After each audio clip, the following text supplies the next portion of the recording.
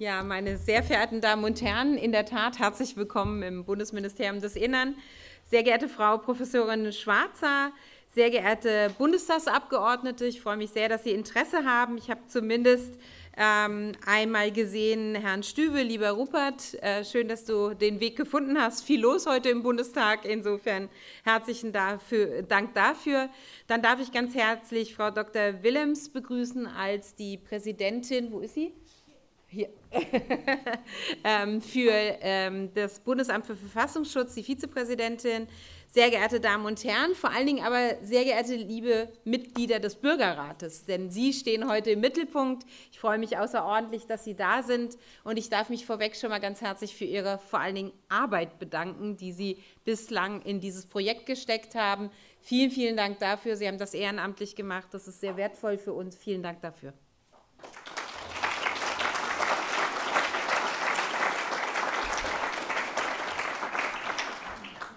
Sie alle nutzen sicher, und das ist jetzt mein Begrüßungseinstieg an die Presse, tagesschau.de oder auch spiegel.de, zdf.de, aber kennen Sie denn auch tagesschau.ltd für Limited?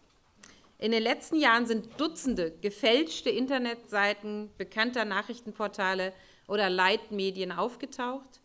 Sie sehen aus wie die Originale, sind es aber nicht. Das macht es so schwierig. Die Medien, die wir dort vorfinden, machen Regierungshandeln oder auch die Seiten der Nachrichtendienste so täuschend echt, dass wir glauben, das sei die Wirklichkeit. Es ist aber nicht das Original, es sieht nur so aus. Aber sie vermitteln gänzlich andere und gefälschte Inhalte. Zum Beispiel, dass der Staat die öffentlich-rechtlichen Anstalten angeblich zensiere, um den Bürgern wichtige Informationen vorzuhalten. Oder falsche Informationen über den russischen Angriffskrieg in der Ukraine, wie die unsägliche Behauptung, dass die Tötung hunderter Zivilisten, Sie erinnern sich sicherlich an den furchtbaren Vorfall in Butscha, dass diese Tötung der hunderten Zivilisten zu Beginn des Krieges von der Ukraine erfunden sei, in drastischen, emotional aufgeladenen Worten und Bildern, aber auf den ersten Blick glaubwürdig und unterlegt mit Bildern und auch mit Quellen. Das macht es so schwierig, dann auch von Originalen zu unterscheiden, und auch vermeintliche Expertinnen und Expertenaussagen finden wir häufig auf solchen gefälschten Seiten. Es wird vor Gefahren gewarnt, hinter denen der Staat stecken soll. Gleichzeitig enthalten sie häufig pro-russische Propaganda. Ich spreche von der sogenannten Doppelgängerkampagne, das ist vielen bekannt, die seit Beginn des russischen Angriffskrieges auf die Ukraine pro-russische Narrative verbreitet. Und wie amerikanische Geheimdienste gerade veröffentlicht haben, wurde diese Kampagne auch sehr gezielt und präzise vorbereitet von den Chefetagen im Kreml selbst. Mit dem klaren Ziel natürlich, die Unterstützung für die Ukraine in Deutschland, Europa und den USA zu schwächen. Professionell umgesetzt durch russische PR-Firmen. Meine Damen und Herren, dass Menschen auf solche Seiten, auf gefälschte Profile in den sozialen Medien und auf breite Desinformationskampagnen hereinfallen, das passiert leider jeden Tag hundert- und tausendfach in unserem Land. Auch die Internetseite des BMI wurde gefälscht. Immer bessere und für jede und jeden verfügbare künstliche Intelligenz, mit der in wenigen Schritten authentisch wirkende Fotos und Videos erstellt werden können, vergrößert das Problem zusätzlich. Die Folgen davon sind verheerend. Für jeden Einzelnen genauso, und das insbesondere für die Demokratie als Ganzes. Wie es trotzdem gelingen kann, dass Menschen Desinformationen besser erkennen, anstatt darauf hineinzufallen, genau darum geht es bei dem Forum gegen Fakes. Und damit grüße ich Sie noch einmal sehr herzlich heute hier im Bundesinnenministerium. Ich freue mich sehr, dass Sie unserer Einladung gefolgt sind, als Teil des Bürgerrates, zum Teil sogar bereits zum 3. Mal, und es steckt unheimlich viel Arbeit dahinter.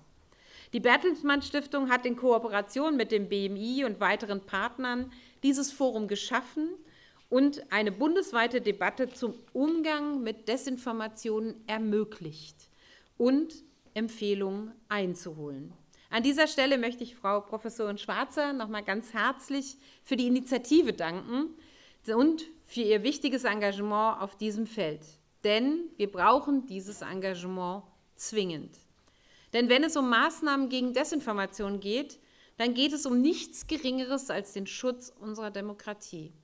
Extremisten unterschiedlicher Art arbeiten daran, Menschen in unserem Land gegeneinander aufzuhetzen. Sie sehen Hass und Gewalt, oft mit tatkräftiger Unterstützung aus dem Ausland, insbesondere leider aus Russland. Und ihnen sind fast alle Mittel recht, um unser Land und unsere Demokratie auch zu schwächen. Im Netz finden sich Abertausende der genannten Falschmeldungen, manipulierte Bilder und irreführende Medienclips. Allein die Doppelgängerkampagne zählt Hunderttausende gefälschte Profile in den sozialen Medien, die die Desinformation im Netz dann weiterverbreiten. Wir halten dagegen unter anderem mit einer neuen zentralen Stelle die ausländische Einfluss- und Manipulationskampagnen frühzeitig erkennen und analysieren. Sie soll zum Beispiel erkennen, wenn sich jemand als eine bekannte Persönlichkeit ausgibt und um seinen Posts mehr Glaubwürdigkeit zu verleihen, oder wenn Social-Media-Bots massenhaft einen bestimmten Post liken und dieser durch besonders viel Reichweite dadurch dann erhält. Die zentrale Stelle hilft künftig noch besser über illegitime Einflussnahme aufzuklären. Nur so können wir unmittelbar reagieren. Denn Zeit ist ein kritischer Faktor. Wir müssen im Ernstfall schnell handeln können, um Schaden von unserem Gemeinwesen und seinen Institutionen auch abzuwenden. Gleichzeitig, das will ich auch betonen, sind die Meinungsfreiheit, eine pluralistische Willensbildung und die Möglichkeit, an politischen Prozessen mitwirken zu können, Grundpfeiler unserer Demokratie. Sie sind essentiell für unsere Gesellschaft und unseren Staat, die darauf angewiesen sind, dass jeder Einzelne sich auch einbringen kann. Und es ist eben nicht ganz einfach, sich mit diesem Anliegen manchmal auch Gehör zu verschaffen. Auch das sollte eine wichtige Aufgabe für uns alle sein. Und da ist der Bürgerrat eben eine Möglichkeit, auch Ihnen allen eine Stimme dort zu geben und mitzureden, mitzuentscheiden. Und deswegen ist durch den Bürgerrat ein solcher Raum geboten worden, um sich diesen drängenden Fragen auch auszutauschen. Und die heutige Veranstaltung bietet eine erneute Möglichkeit dafür.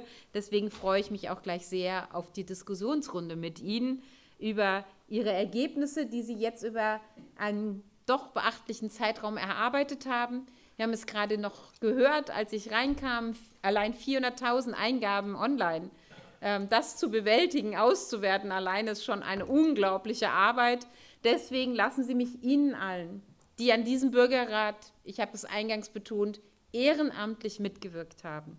Und damit tragen Sie zur Stabilität der Demokratie bei, indem Sie mithelfen, Lösungen zu erarbeiten, wie wir diese schwierige Aufgabe hinbekommen, dass wir auf der einen Seite keine Eingriffe in die Meinungsfreiheit vornehmen, auf der anderen Seite aber Möglichkeiten schaffen, darauf hinzuweisen, wie wichtig es ist. Und ich erzähle gerne immer wieder diese Anekdote, ich bin schon ein bisschen älter, deswegen möge ich das gegenüber den jungen Leuten zu verzeihen, als ich damals zur Schule gegangen bin.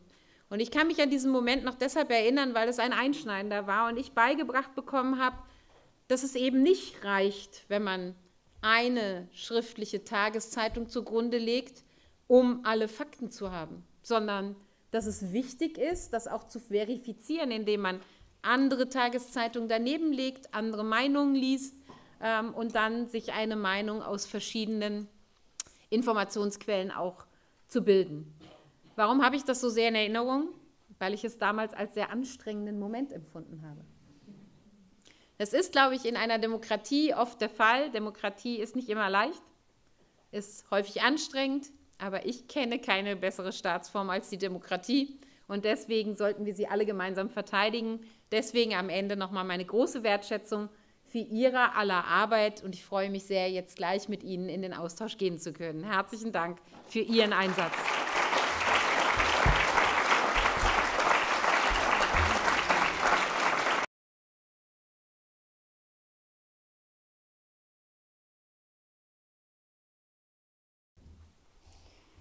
Frau Bundesministerin, sehr geehrter Herr Abgeordneter, Frau Vizepräsidentin, sehr geehrte Damen und Herren, ich freue mich sehr, dass wir diesen Tag heute hier gemeinsam verbringen und gleich in die Diskussion Ihrer Arbeit, des Bürgergutachtens, einsteigen. Ich möchte Sie auch im Namen der Bertelsmann Stiftung willkommen heißen und an dieser Stelle gleich für die Gastfreundschaft von Bundesministerin Faeser in Ihrem Hause danken. Die Partnerschaft, die wir mit Ihrem Hause hatten im Rahmen des Projektes und mit vielen anderen Akteuren, war für uns sehr, sehr viel wert, um das zu verwirklichen, was Sie schon angesprochen haben. Ein Projekt, das Forum gegen Fakes, das zwei zentrale Herausforderungen adressiert. Einmal den Umgang mit Desinformation, die immer schädlicher wird für unsere Demokratie, weil sie sich ausbreitet, weil sie neue Formen und Formate findet, weil sie immer reeller und realer scheint und es doch nicht ist und oft darauf abzielt, Vertrauen zu zerstören, Glaubwürdigkeit von Menschen und Institutionen zu untergraben, von demokratischen Prozessen, von unserem Gemeinwesen, von unserer Demokratie. Für uns ist das Forum gegen Fakes aber auch deshalb so bedeutsam, weil es für uns der Versuch war, politische Teilhabe in einem der zentralen Themen für unsere Demokratie zu stärken. Ein neues Format der Bürgerbeteiligung, das unsererseits Dominik Hirlemann, Angela Jane und das ganze Team aus der Taufe gehoben haben, die Verbindung von einem Bürgerinnen- und Bürgerrat und einer Online-Plattform. So etwas hat es noch nicht gegeben. Warum ist das so wichtig? Weil wir gemerkt haben, dass wir mit dem klassischen Format des Bürgerrates, gut kombiniert mit einer digitalen Plattform, noch mehr Menschen nicht nur erreichen können, sondern einbeziehen können. Noch mehr von ihrem Wissen Gebrauch machen konnten, noch mehr Input holen konnten, noch mehr Einschätzungen, die dann wiederum der Bürgerrat bearbeitet hat. Für uns ein Format, das auch für ganz andere Themen Schule machen könnte. Denn, und darum geht es uns eben auch in der Bertelsmann Stiftung, wir brauchen neue Wege der Teilhabe, wir brauchen der politischen Teilhabe, wir brauchen neue Arten, wie wir in den Dialog treten können, wie wir fördern können, dass Bürgerinnen und Bürger und Politik miteinander in einem noch engeren und regelmäßigen Austausch stehen können. In einer Zeit, wo uns Wahlergebnisse und Umfragedaten immer wieder zeigen, dass das Vertrauen in Institutionen, in bestehende Parteien sinkt. Also müssen wir uns verändern, um das zu erhalten, was Sie so eindrücklich beschrieben haben, Frau Ministerin, die Demokratie als die beste Staatsform. Was nicht heißt, dass sie sich nicht verändern muss. Und das Forum gegen Fakes hat einen Versuch gemacht, einen erfolgreichen, wie ich finde, mit 423.000 Menschen, die sich online beteiligt haben, einen Versuch, die Gruppe größer zu machen, die an einem konkreten Projekt mitarbeiten kann. Das Arbeitsergebnis sind 15 Handlungsempfehlungen und 28 konkrete Maßnahmen. Meine Lieblinge, darunter verrate ich jetzt selbstverständlich nicht, denn das tun Sie gleich gemeinsam in der Diskussion hier. Deshalb möchte ich an dieser Stelle nur noch einmal danken. Ich möchte allen Bürgerinnen und Bürgern danken, die sich im Bürgerrat beteiligt haben, 9 ganze Tage plus die Anreise. Und wir haben beim ersten Treffen des Bürgerinnen- und Bürgerrats gehört, dass manche wirklich weit angereist sind. Ich erinnere mich an eine Teilnehmerin und einen Teilnehmer, die 8 und 9 Stunden verbracht hatten, um nach Berlin zu kommen. Das müssen wir drauflegen auf die 9 Tage, die sie investiert haben. Aber viel wichtiger als die Zeit ist tatsächlich das, was sie an Ideen, an Engagement gezeigt haben.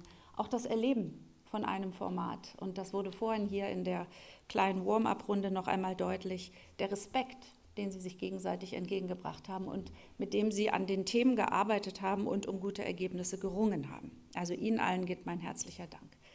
Mein Dank gilt auch dem Bundesinnenministerium, Ihnen, Frau Ministerin, aber natürlich auch denjenigen, die ganz konkret gearbeitet haben in der Unterabteilung H3 und insbesondere das Referat 4.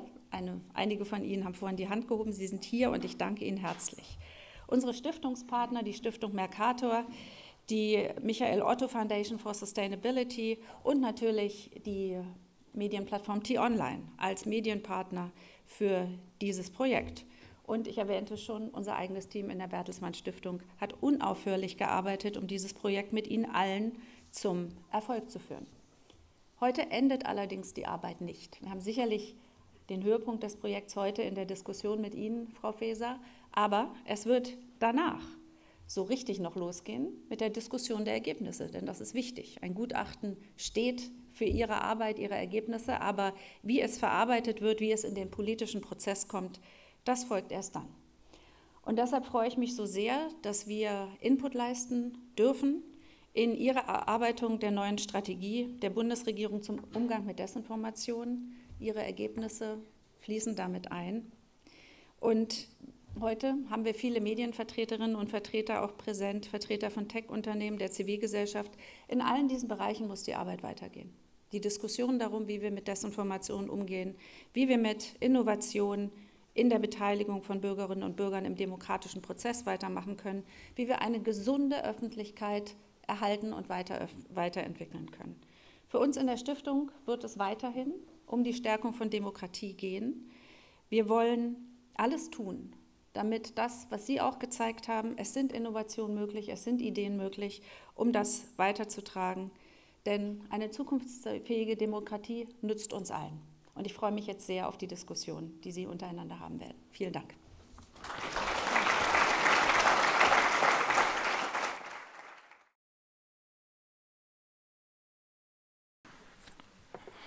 So, die Ministerin ist jetzt weit drüben. Das ist immer schwieriger als Moderator. Da hat man Angst, ja, wenn man da nicht eingreifen kann. Aber wir haben fünf Bürgerinnen und Bürger.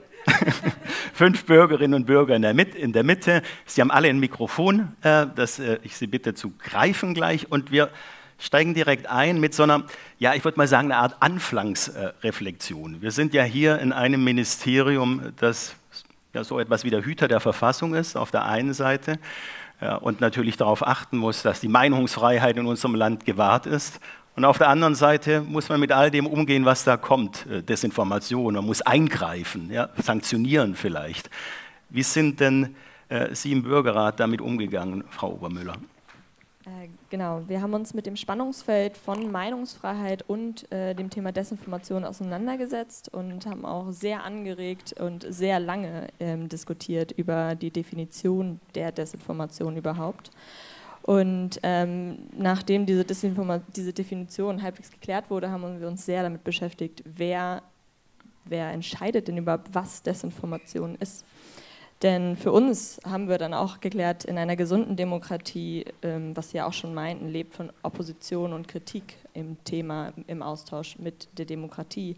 Und dass Meinungen und Nachrichtenoutlets zu verbieten für uns die Meinungsfreiheit in Gefahr bringt. Also für uns war das rechtliche Vorgehen daher eher schwierig, da es zu erheblichen Einschränkungen der Meinungsfreiheit führen kann.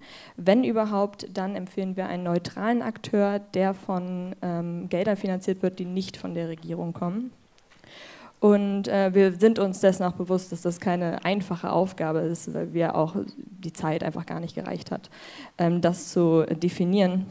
Aber wir haben dann auch noch eine weitere Maßnahme für uns definiert, dass wir vor allem an die Bürger selber appellieren müssen, sich mit dem Thema auseinanderzusetzen, wie Sie schon sagten, Quellen selber zu überprüfen, vielleicht da auch mal aus seiner eigenen Bubble rausgehen und nicht nur mit den Nachrichten, die einem gefallen, sich auseinanderzusetzen.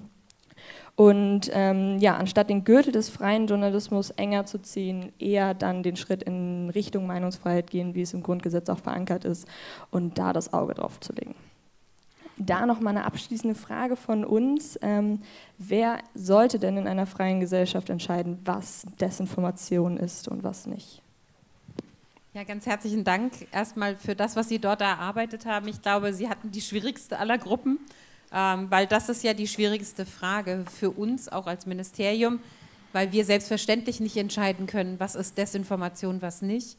Für uns ist in der Tat, Sie haben es so schön beschrieben, wir sind auf der einen Seite die Hüter der Meinungsfreiheit und verteidigen sie auch immer dann und gerade dann, und das macht ja eine Demokratie aus, wenn wir diese Meinung nicht teilen.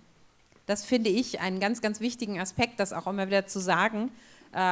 Das muss nicht meine Meinung sein, sondern das kann irgendeine Meinung sein, wichtig ist, dass wir klar machen, und ich glaube, das gerät in Deutschland so ein bisschen durcheinander in diesen Tagen, weil die einen sehr schnell sagen Zensur, die anderen sagen, wer entscheidet eigentlich. Wir haben eigentlich ein Grundgesetz geschaffen, was diese Meinungsfreiheit und auch die Pressefreiheit sehr dezidiert regelt. Nämlich, dass sie gilt und insbesondere dann, wenn es andere Meinungen sind, man muss viel aushalten. Das ist in der Politik so, man erträgt viel Kritik, das gehört auch dazu. Aber sie hat Schranken dort, wo die Rechte anderer verletzt werden, wo Straftaten begangen werden oder wo die Grundrechte anderer involviert sind. Und das finde ich eine ganz wichtige Tatsache erstmal, die vielen, glaube ich, nicht so bewusst ist. Vieles schwappt ja aus den USA rüber. In den USA ist die Meinungsfreiheit viel, viel offener, viel, viel größer als in Deutschland geregelt. Da ist vieles erlaubt an, ich sag mal, volksverhetzender Art und Weise, was in Deutschland verboten ist, also tatsächlich unter Strafe steht, weil Strafgesetzbuch dafür dezidiert Regelungen vorsieht. Und das ist etwas, was wir, glaube ich, sehr viel mit Bildungsarbeit, mit immer wieder auch darüber zu diskutieren, wo endet Meinungsfreiheit tatsächlich, wo fangen die Rechte anderer an, die Grundrechte anderer, oder wo sind es eben Strafgesetze, die dem entgegenstehen, dass man die Meinung so nicht äußern kann. Für mich ist das Schwierigste dann zu sagen, und wir haben insbesondere nach dem russischen Angriffskrieg eine Taskforce gegründet, die sich aus verschiedenen Ressorts mit dieser Form der Desinformation beschäftigt. Die arbeitet bis heute, also jetzt über 2 Jahre, die miteinander berät, wenn etwas ganz Schlimmes auftritt. Also ich sage mal, man kann ja mit Desinformation auch Demokratien versuchen, nachhaltig zu schädigen. Wir haben heutzutage viele technische Möglichkeiten. Mit Deepfakes könnten Sie jederzeit mich was sprechen lassen, was unsere Demokratie wirklich gefährdet. Oder auch meine Kolleginnen und Kollegen oder den Kanzler.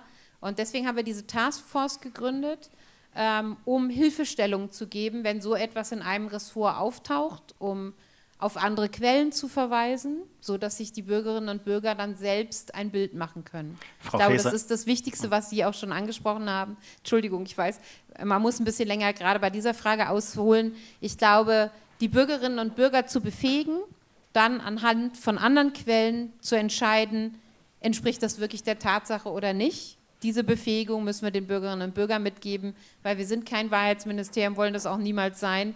Und deswegen ist es eine ganz, ganz schwere Aufgabe, eine anstrengende Aufgabe, wie ich sie vorhin beschrieben habe. Ich glaube, die lohnt aber und ich halte die auch für bewältigbar. Frau Faeser, Sie sprechen die technischen Möglichkeiten an, die es gibt. Sie sprechen auch die Aufgaben unterschiedlicher Akteure an. Ja, Politik hat eine Aufgabe. Wir alle als Bürgerinnen und Bürger haben eine Aufgabe, vielleicht eine veränderte als vor Jahren.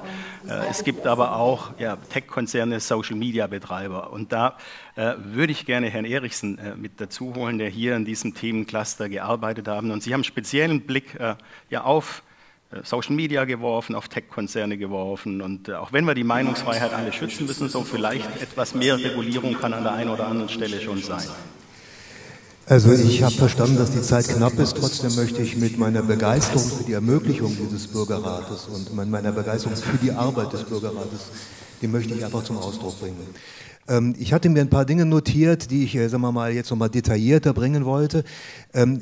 Der Kernpunkt ist letztendlich, dass wir sagen, es ist, es ist dringend notwendig, die Plattformanbieter rechtlich zu verpflichten, die Verbreitung von Falschnachrichten, von Desinformation zu verhindern und zu bekämpfen. Ich habe eben das Wort Vertrauen gehört, das kam in einem Zusammenhang, und ich glaube, ich würde gerne sagen, dass Vertrauen entsteht durch Rechtsstaatlichkeit. Also wenn wir einen gesetzlichen Rahmen schaffen, der international und dann in nationale Gesetzgebung einfließt, dann sind wir sehr gut vorbereitet und haben eine gute Ausgangsbasis dafür, eben genau diesen Hass und diese Falschnachrichten im Zaum zu halten und eben das, was ganz, ganz wichtig ist und was auch die Bedingung ist für unsere Demokratie, nämlich Transparenz zu schaffen.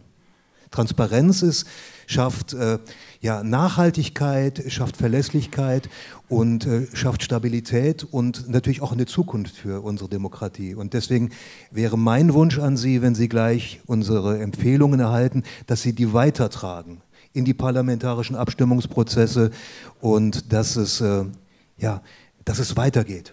Herr Erichsen, so, dann kommen wir zu den Empfehlungen. Wir hatten ein Vorgespräch. Herr Erichsen hat zu mir gesagt, er kommt aus Köln. Da habe ich gesagt, okay, ich muss Sie hart moderieren. Meint er, hart, aber liebevoll. Hart, aber liebevoll. Hart, aber liebevoll. Dann schauen wir mal auf Ihre Empfehlungen. Social-Media-Plattformen. 1, 2, 3 Empfehlungen. Was hat der Bürgerrat da erarbeitet? Zum einen gibt es ja immer Nutzungsbedingungen. Wenn man die unterschreibt oder wenn man die anklickt, dann sollte man sich auch daran halten. Das sollte rechtlich bindlich sein und die sollten auch sanktioniert werden. Ein Punkt wäre beispielsweise, Algorithmen zu veröffentlichen als Open Source. Dadurch entsteht wieder Transparenz.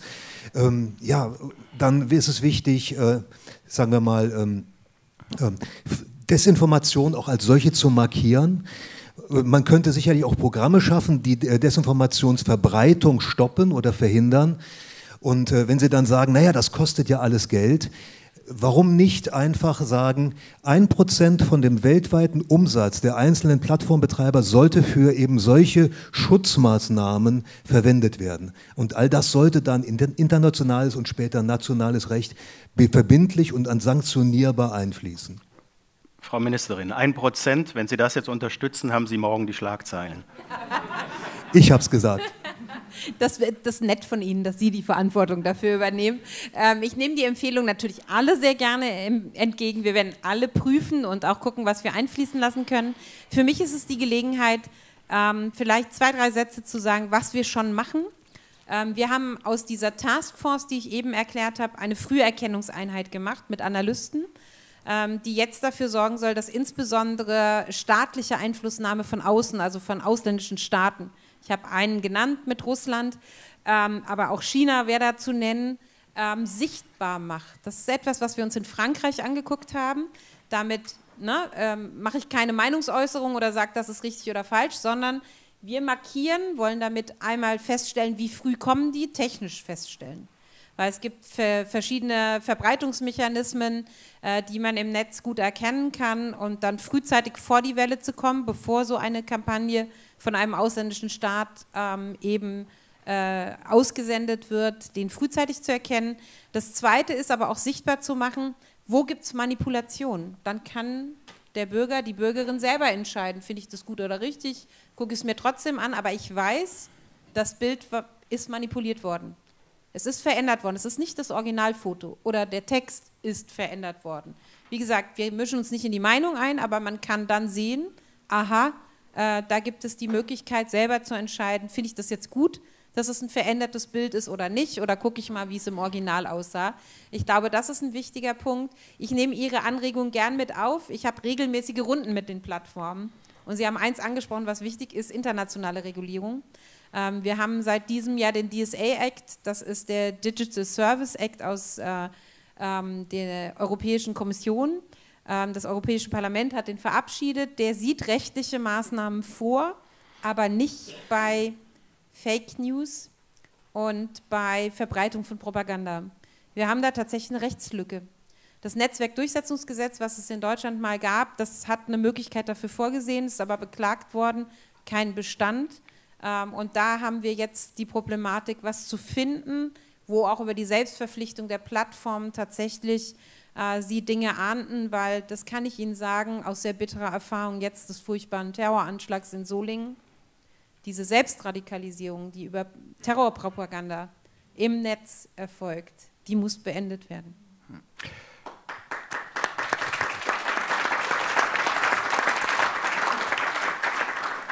Frau Faeser, Sie sprechen die Taskforce der Bundesregierung an zum Thema Desinformation, auch dass es jetzt wirklich eine Stelle für gegen Informationsmanipulation gibt, die federführend hier im Hause entsteht. Also aus Bürgersicht, da würde ich gerne Herrn Bremer mit dazu holen.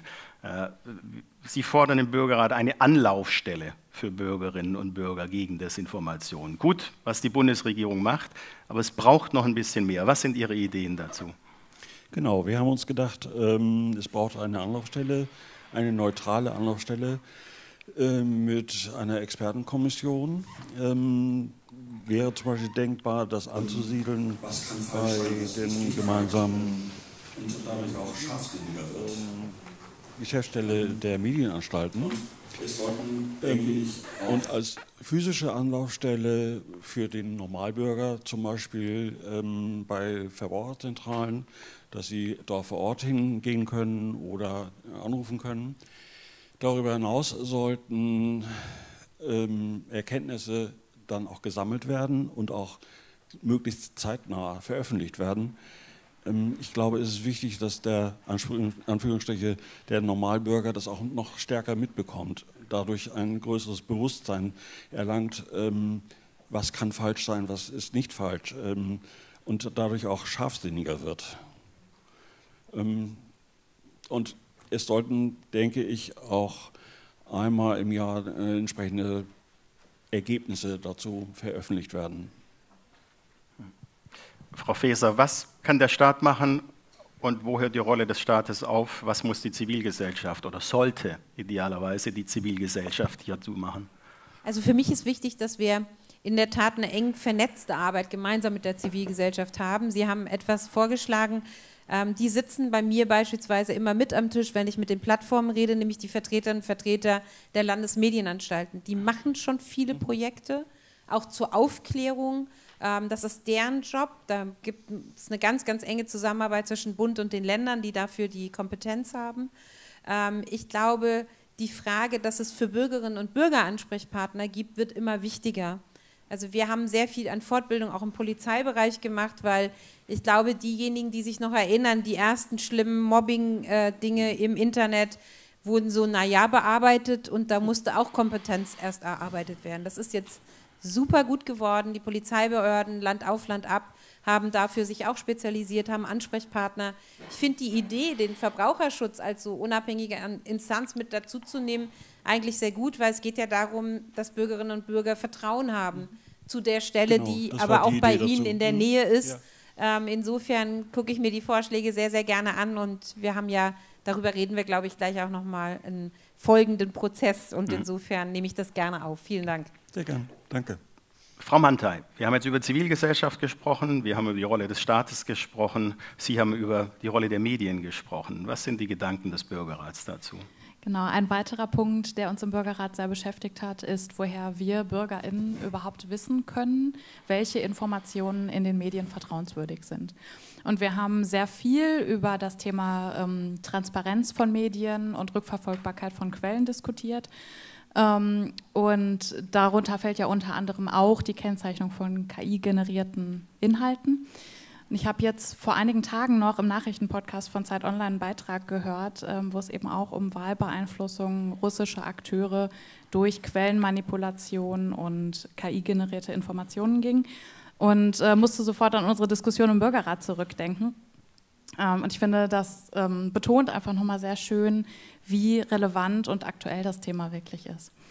Eine weitere Empfehlung, die heiß diskutiert war bei uns, ging in Richtung Vertrauen in qualitativen Journalismus. Wir stellen uns da ein Gütesiegel vor, mit dem die Medienhäuser ihren Qualitätsanspruch dokumentieren und der die Leserschaft dazu befähigt, sich aktiv für qualitativen Journalismus entscheiden zu können. Und da ja jetzt Desinformationen leider auch vielfach in den sozialen Medien verbreitet werden, haben wir auch in die Richtung eine Empfehlung formuliert. Und zwar würden wir befürworten, die Entwicklung und Weiterentwicklung KI-basierter Technologien, um Desinformation schneller erkennen zu können und auch direkt zu kennzeichnen, damit einfach jeder Einzelne von uns dazu befähigt ist, Desinformation in dieser riesigen Informationsflut besser zu erkennen. KI nicht für, sondern gegen Desinformation nutzen, Quellen verfolgen, offenlegen und die Medien stärken. Resoniert das bei Ihnen? Also, zum einen will ich sagen, die Pressefreiheit ist ein sehr, sehr hohes Gut unserer Verfassung. Da würde ich mich als Staat nie einmischen. Also, ich bin ein bisschen kritisch bei der Frage Gütesiegel. Das sehe ich noch nicht. Aber ich glaube, was wichtig ist, ich glaube, Sie haben es vorhin gesagt, ist Transparenz. Das ist immer wichtig. Auch die Frage, Was sind die Quellen, die zugrunde liegen? Was gibt es an Vergleichsmöglichkeiten als Bürgerinnen und Bürger? Das ist das, was ich vorhin beschrieben habe, was man früher auch gemacht hat, indem man sich verschiedene Quellen angeguckt hat. Ich glaube, wo es vor allen Dingen Transparenz braucht, ist bei den Plattformen in der Frage, welche Algorithmen werden eigentlich verwendet, weil da haben wir ja die größten Schwierigkeiten, dass häufig immer die gleiche Meinung bestätigt wird im Netz. Und das macht es natürlich so schwer für den einzelnen Nutzer, die Nutzerin, zu erkennen, wo finde ich eigentlich andere Quellen, die vielleicht doch eine andere Meinung vertreten, wo ich mir dann selber, wenn ich mir unterschiedliche Quellen angeguckt habe, meine eigene Meinung daraus bilden kann und nicht nur die eine immer wieder bestätigt bekomme. Wir sehen das häufig auch bei wirklich schwierigen Inhalten, dass man aus diesem Algorithmus überhaupt nicht mehr rauskommt, und das ist eine große Schwierigkeit, gerade für junge Menschen, wenn sie dort unterwegs sind, und dafür wäre es aus meiner Sicht schon wichtig, was zu finden. Deswegen die Früherkennungseinheit, um technisch zu zeigen, da sind Dinge verändert worden. Die KI-Verordnung auch der Europäischen Kommission sieht Mechanismen vor, hat auch Qualitätsanforderungen an KI und auch Regularien, und das finde ich auch richtig. KI ist eine ganz wertvolle Technologie, die wir nutzen sollten und vor allen Dingen den guten Umgang damit lernen müssen.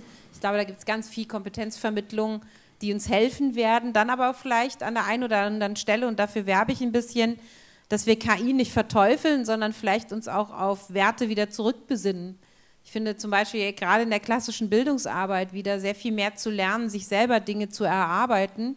Da kann KI auch helfen. Und es ist nicht so, dass jeder Schüler das einfach einsetzt und wir haben Probleme, das zu erkennen, sondern im Gegenteil, ich glaube, dass man damit auch Kernkompetenzen wieder ganz anders stärken kann.